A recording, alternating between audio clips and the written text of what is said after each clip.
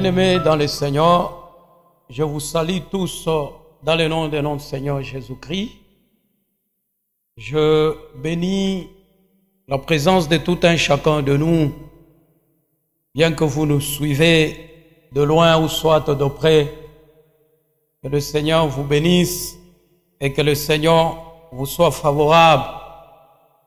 Nous revenons encore une fois avec notre thème qu'on a eu à partager la fois passée. Nous parlons sur l'adoration et l'idolâtrie.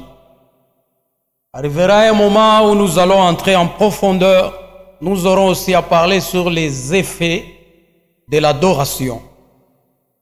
Je glorifie le Seigneur pour cette opportunité qu'il nous accorde encore aujourd'hui de parler au-devant de vous. Nous savons que nous sommes trop peu de choses pour mériter ces privilèges. Que le Seigneur vous bénisse encore une fois. On avait dit l'adoration, c'est l'aspect placé en première position dans l'œuvre de Dieu. L'adoration, c'est l'acte premier de tout être humain. Alléluia. Il n'y a plus rien dans le monde qui pourra avoir une grande portée qu'adorer le Seigneur. Ça, c'est vrai. Alors j'ai pris notre simple définition qu'on nous a enseignée dans l'école du ministère en disant l'adoration c'est dire ce que Dieu est. Je n'en disconviens pas, c'est vrai, c'est une vérité. Quand nous disons ce que Dieu est, nous l'adorons. Mais la vérité est que c'est un peu superficiel. Pourquoi ? Parce que même un païen, un magicien peut dire ce que Dieu est. Cela ne veut pas dire qu'il a adoré le Seigneur. L'adoration, j'avais dit, c'est servir et obéir.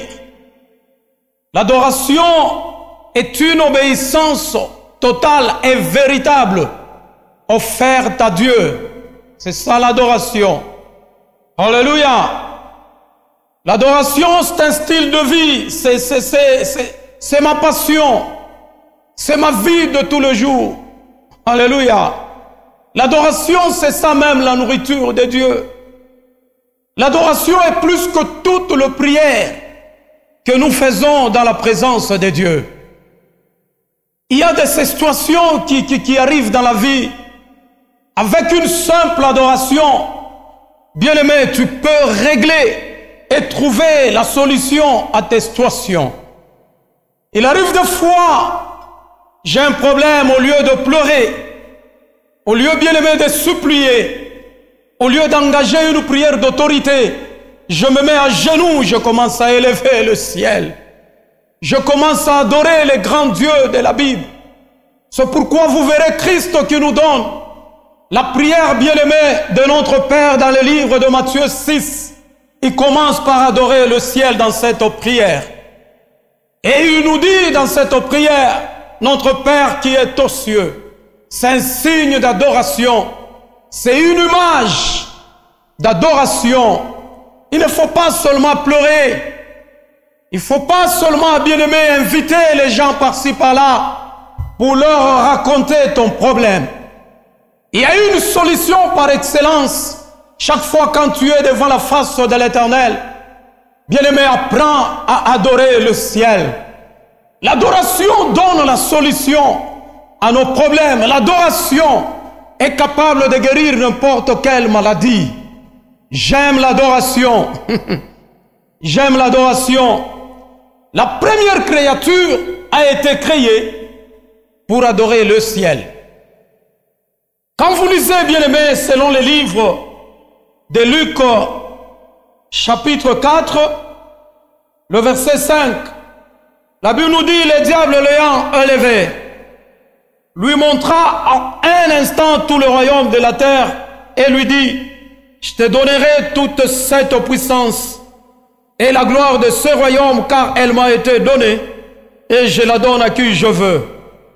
Si donc tu te prosternes devant moi, écoutez ce verset 7, si donc tu te prosternes, donc le diable était prêt de donner à Jésus-Christ, bien-aimé, le royaume et la gloire. Si Jésus s'est prosterné, si Jésus l'adorait. C'est ça l'importance, bien-aimé, la puissance que dégage l'adoration. Ici, nous voyons le père du mensonge. Nous voyons les diables.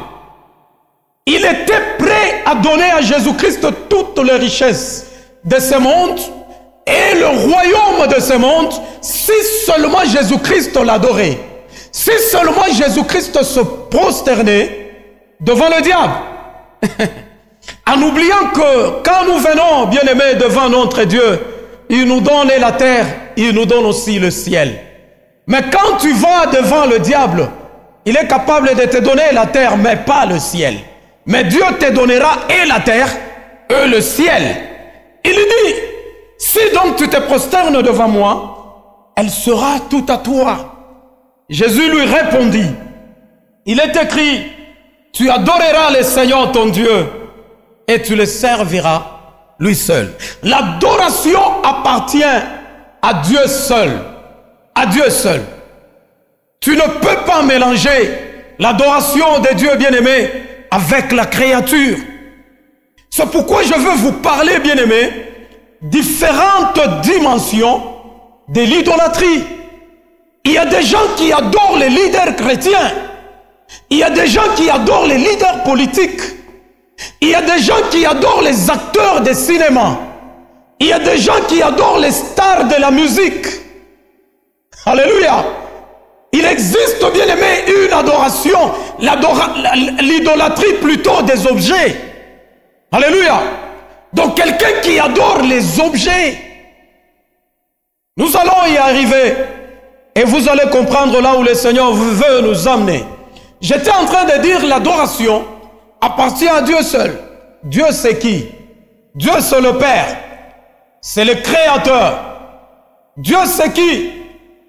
J'ai dit bien c'est le Père, c'est le Créateur. Alors le Père c'est qui? J'avais dit la fois passée, le Père c'est un fondateur, c'est un géniteur, c'est un créateur d'un peuple, d'une famille ou soit d'une race. Alléluia. Il est celui qui emporte et qui donne son esprit bien-aimé aux autres. Qui introduit son esprit aux autres. Il est celui qui veille sur nous d'une façon paternelle. Et le mot Père paraît 953 fois dans toute la Bible. En grec et en latin, on dit Pater. Pater, c'est une notion omniprésente. Alléluia. C'est pourquoi vous verrez Jésus-Christ a peu bien aimé parler de son père adoptif Joseph. Beaucoup plus il a parlé bien aimé de son Père céleste. Non pas parce qu'il n'aimait pas Joseph, ou soit il méprisait Joseph, non. Il connaissait son vrai Père, son Père céleste. Alléluia. Et le caractère bien aimé d'un vrai Père est basé sur le pardon, la compassion, la miséricorde, l'amour. Alléluia. Dieu c'est un Père. C'est pourquoi plusieurs fois, il se présente bien aimé comme un Père. Il y a des fois où il se présente comme un lion. Mais je suis venu te dire que notre Dieu, c'est un Père. Il est miséricordieux. Il n'abandonne jamais le sien. Il ne rejette jamais son peuple. Il a dit, je serai avec vous jusqu'à la fin du monde. Alléluia. Dieu c'est un Père. Un Père est celui qui supporte. Est celui qui veille sur les enfants. D'une façon paternelle. Un Père c'est celui qui a le cœur. Un Père c'est celui qui sait protéger. Alors l'adoration appartient au Père. Tu ne peux pas adorer un être humain. Tu ne peux pas adorer une statue. Non, ça n'existe pas. Alors j'avais dit la première bien-aimée créature a été créée pour adorer le Père, pour adorer le ciel. Que le Seigneur vous bénisse. Que Dieu vous soit favorable. Dans le domaine de l'idolâtrie, bien-aimés, nous voyons le diable et ses disciples Lucifer a été créé parmi les 3 archanges. Nous avons l'ange, l'archange Michael, l'archange Gabriel et Lucifer lui-même. Quand vous lisez la Bible, et vous allez comprendre que il a été créé parmi les étoiles. Et il fut même l'étoile du matin. Il marchait sur le pierre intessellante, pleine de sagesse. Et il était parfait en beauté. Il était beau de figure. Et la Bible nous dit qu'il mettait les sons à la perfection. C'est-à-dire quand Dieu créait, c'est Lucifer qui venait bien aimé pour apprécier. Et Dieu lui posait la question, comment est-ce que tu trouves cette créature? Est-ce que c'est beau? Quand il lui dit c'est beau, et Dieu agrée. Donc il mettait les sons à la perfection. Et il était bien aimé parmi les 3 archanges, mais le mieux placé. Il était le président du département des cultes et musique au ciel. C'est lui qui organisait l'adoration devant le trône éternel. C'était Lucifer. Jaloux qu'il était, orgueilleux qu'il était, c'est comme ça qu'il a chuté. Il marchait sur le pierre intessellante. Alléluia. Il était un chérubin protecteur avec des ailes déployées. Lucifer. Et la Bible nous dit qu'il était intègre dans ce voie. Jusqu'au jour où l'iniquité, les péchés, les mal est monté dans son cœur. C'est là que commence le problème. Il était intègre dans ce voie jusqu'au jour où l'iniquité est montée dans son cœur. Alléluia. Et le seul problème, bien-aimé, que nous avons entre le Père créateur et le Père du mensonge est centré sur l'adoration. C'est ça le problème. Parce que quand Lucifer organisait de rencontres d'adoration devant le trône éternel, il était jaloux. Il y avait une jalousie qui montait en lui. Et quand vous lisez les livres d'Ézéchiel, lui-même il a déclaré en disant, je vais mettre mon trône au-dessus du trône de l'Éternel. Or, personne, bien-aimé, ne peut être placé au-dessus de Dieu créateur. Personne. Personne. Il n'y a qu'un qui est au-dessus de tout, c'est Dieu. Jésus, tu es Seigneur. Alléluia. Jésus-Christ est tellement puissant. Jusqu'au point où il a dit, c'est lui qui m'a vu, a vu le Père. Il est la porte obligée pour le royaume. Tu vois Jésus-Christ, tu vois le Père. Alléluia. Regarde bien aimé la gloire qu'avait Lucifer. Il marchait sur de pierres précieuses. Il ne manquait de rien. Il mettait les sceaux à la perfection. Il était dans les jardins bien-aimés d'Éden. Dans les jardins de Dieu. Alléluia.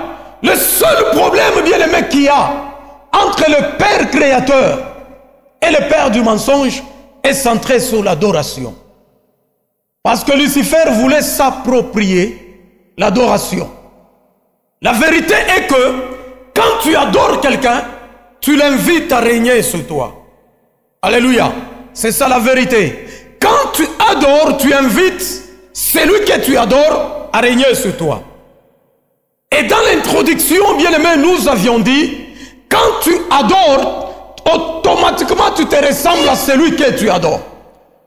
Quand nous adorons Dieu, nous nous ressemblons à Dieu. Quand tu adores une idole, automatiquement tu te ressembles à une idole. Alléluia. Et les diables connaissant bien aimé l'importance de l'adoration, ils voulaient s'approprier l'adoration. Pourquoi? Parce qu'il aimait les honneurs. Les honneurs appartiennent à Dieu. C'est pourquoi arrivera un temps où je vais vous parler des 5 dimensions de la bénédiction.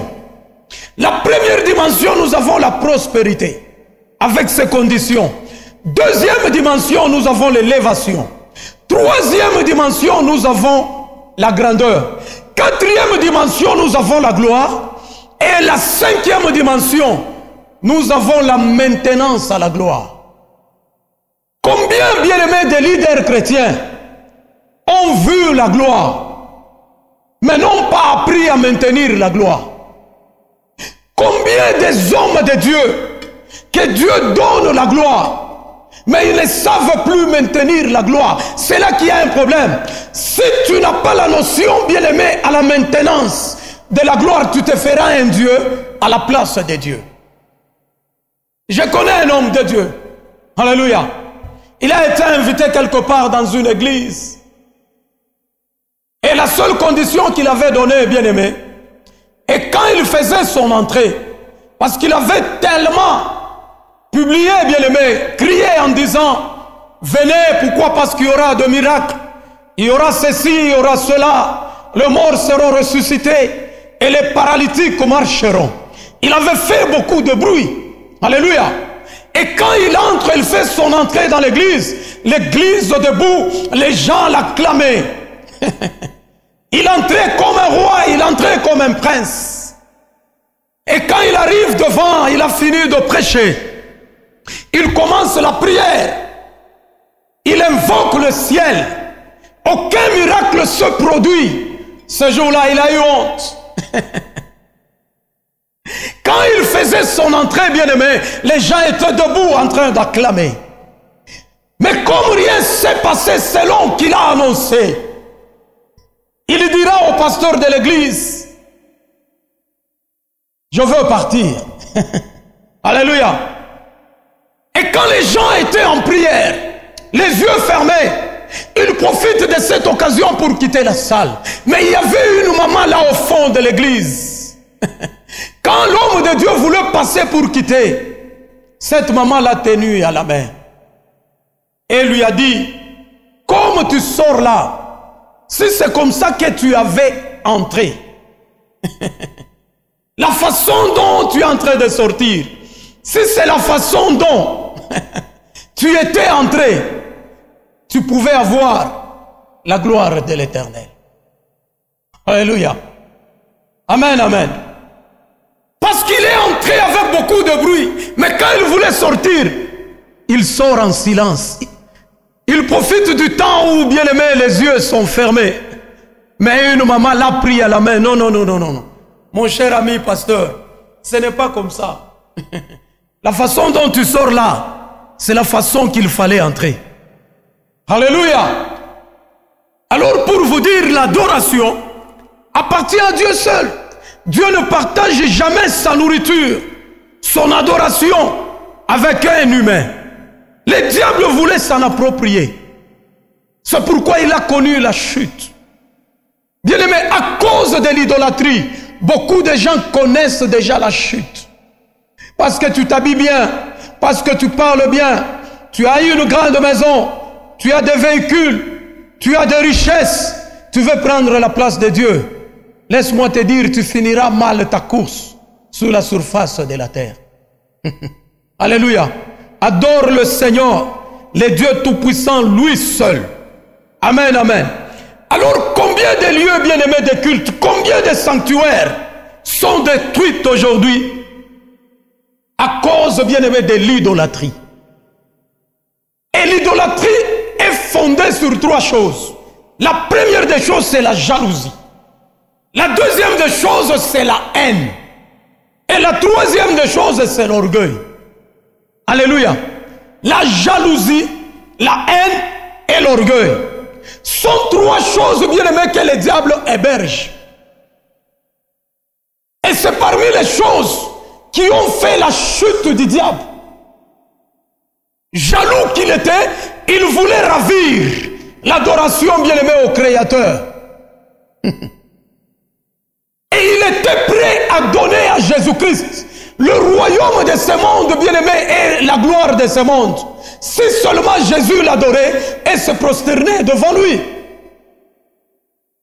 Donc pour vous dire bien-aimé, que l'adoration a une grande importance capitale. Le seul problème, bien-aimé, entre le Père, Créateur, et le Père du mensonge est centré sur l'adoration. C'est pourquoi le monde est bouleversé aujourd'hui. Alléluia. Tout a commencé avec l'adoration. Il était intègre dans ce voie jusqu'au jour où la jalousie, la haine et l'orgueil, bien-aimé, est monté dans son cœur. Et combien d'hommes de Dieu sont orgueilleux aujourd'hui? Combien des enfants de Dieu, bien-aimés, sont orgueilleux aujourd'hui? Nous sommes les enfants de Dieu, oui, nous nous battons de poitrine. Mais pourquoi la jalousie? Pourquoi la haine? Tu peux avoir quelqu'un à tes côtés, mais cet homme n'aimerait jamais te voir, bien-aimé, évoluer. Il a un désir caché de te voir souffrir. Mais si tu es avec lui, il te fait un beau sourire. Comme si tout allait très bien, bien-aimé, avec toi. Mais quand tu lui tournes le dos, c'est fini. Capable de te poignarder, bien-aimé, dans le dos. Tout ça centré sur la jalousie, centré sur la haine et centré sur l'orgueil. C'est lui qui fait, bien-aimé, le témoignage de soi-même. Ce témoignage n'est pas vrai. Il y a un seul qui a témoigné de lui-même. Et le témoignage était vrai, c'est Jésus-Christ de Nazareth. Les enfants de Dieu tellement orgueilleux. Pourquoi tu parles toujours de toi-même? Aussi longtemps que le moi n'a pas encore disparu, bien-aimé, dans ton cœur, sache que tu es idolâtre. Le moi doit disparaître, c'est l'image de l'orgueil. À chaque instant, tu ne fais que parler de toi. J'ai toujours dit, le vrai toi, c'est quand tu es, bien-aimé, à un endroit où tu es seul. C'est ça le vrai toi. Où il n'y a personne qui te connaît. Tu peux faire semblant dans ta ville, dans ton quartier, et tu veux faire voir à tout le monde que tu es chrétien. Si tu t'es retrouvé à un endroit où personne, bien-aimé, ne sait que tu es chrétien, comment tu vivras? C'est ça le vrai toi. C'est quand tu es seul. Il n'y a personne qui connaît, bien-aimé, ta chrétienté. Les gens sont tellement orgueilleux, ils veulent apparaître. Alléluia. Ça, c'est l'image de l'idolâtrie. L'idolâtrie est fondée sur trois choses: la haine, la jalousie et l'orgueil. Je peux avoir le don à moi. Je peux avoir le Saint-Esprit à moi, mais le Saint-Esprit ne collabore jamais avec la jalousie. Parce que mon voisin prospère, parce que ma voisine prospère, bien aimé, je suis jaloux. Je commence à conspirer, à comploter en mal contre lui. Nous vivons dans un monde malade, un monde fou. Progresser, bien aimé, devient un problème. Pourquoi? Parce qu'il y a des ennemis, des traîtres bien-aimés partout, à gauche et à droite. Le monde emporté de la jalousie, de la haine et de l'orgueil. Sont trois choses, bien-aimés, qui ont fait chuter les diables. Bien-aimés dans le Seigneur, si tu veux chuter, laisse-toi dans la haine, la jalousie et l'orgueil. Alléluia. Alors, dans notre suite, je veux décortiquer l'idolâtrie. Alléluia. Regardez, Hérode assis sur son trône. Et quand il parle, son peuple bien-aimé élève la voix en disant, ça c'est la voix de Dieu. Ils étaient en train de faire bien-aimé les éloges à Hérode. Et la Bible nous dit, au même moment, un ange vient frapper Hérode et il mourut. Pourquoi? Parce que Dieu ne partage jamais sa gloire avec un homme. Dieu ne partage jamais son adoration avec un homme. Par son orgueil, il voulait se faire un Dieu. Il parle les gens bien-aimés lui jeter des fleurs, des éloges, en disant c'est la voix de Dieu qui parle. Et l'ange de Dieu les frappa, il mourut sur place. Combien de ministères sont enterrés à cause de l'orgueil? Combien de commerces et des affaires sont enterrés à cause de l'orgueil, la haine et la jalousie? Le même Dieu qui bénit ton voisin, c'est le même Dieu qui te bénira. Combattre celui que Dieu a béni, c'est combattre Dieu lui-même en personne. Que Dieu vous bénisse. Que le Seigneur vous soit favorable. Alors nous parlons sur l'adoration et l'idolâtrie.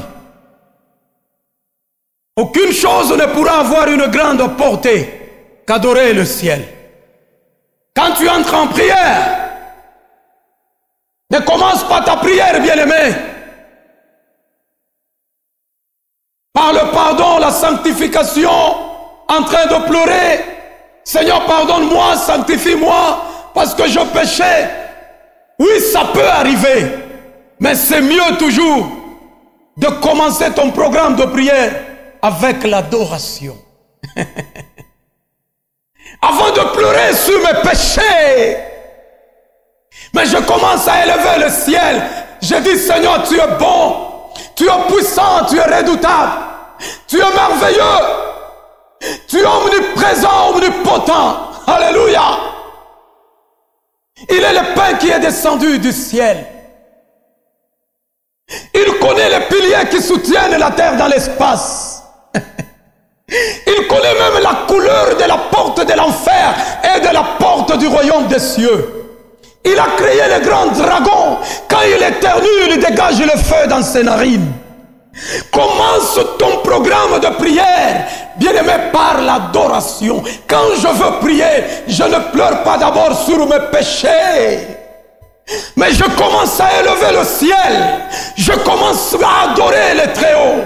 Notre Père qui est aux cieux, que ton nom soit sanctifié. Que le Seigneur vous bénisse. Que Dieu vous soit favorable. Et à la prochaine.